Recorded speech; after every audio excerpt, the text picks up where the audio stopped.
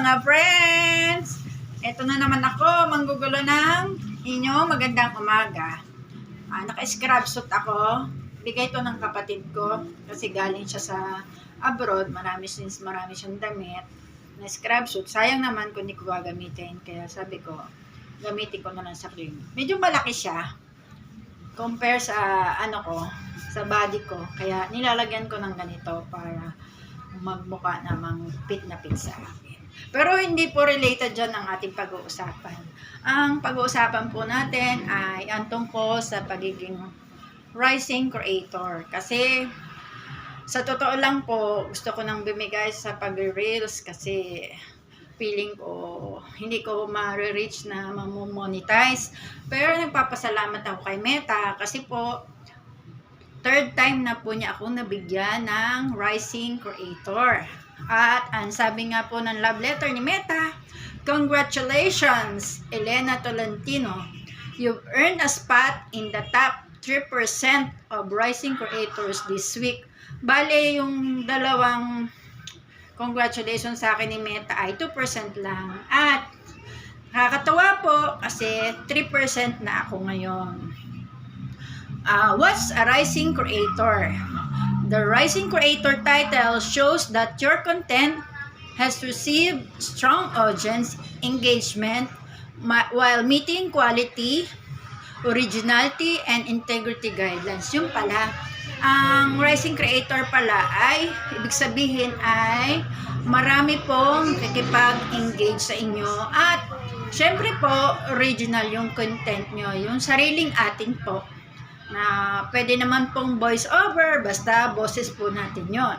Ang sabi pa, the title now displays on your profile with your self-selected category and in creator recommendation units which may help grow your audience.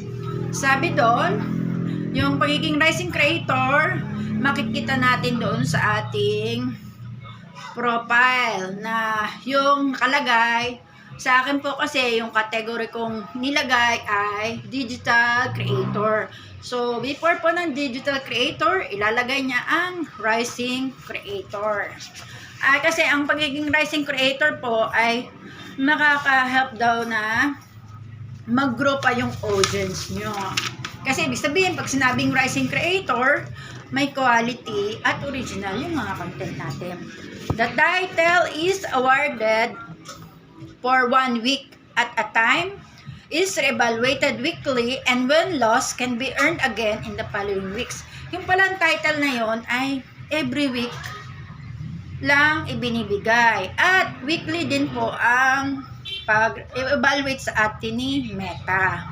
At sa totoo lang po, yung first 2 na binigay niya sa akin, magkasunod na linggo. Ito pong pangatlo ko na 3%, actually mga 2 days po na nawala yung pagiging rising creator ko. Hindi ko nga po ni-expect na after 2 days, babalik siya ulit.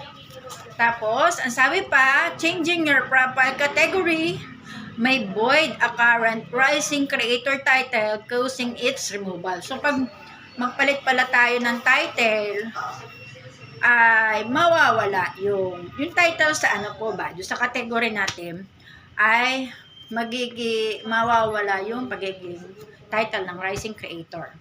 At ang sabi pa, celebrate this amazing milestone with your fans. Ibig sabihin po pala, pwede nating i-share kung meron tayong rising creator title. Yun lang po at salamat po. Papasalamat po ako una sa Diyos, pangalawa po sa inyo na kahit hindi ko followers ay sinusuportahan niyo po ang mga reels ko. Hindi ko po ito magagawa kung hindi po sa tulong niyo. Kaya nagpapasalamat po ako sa aking mga kaibigan, sa aking pamilya, sa aking mga katrabaho. At syempre, sa asawa ko na lagi sinusuporta sa mga reels ko. Yun lang po and thank you. Bye-bye. God bless you. Love you, friends.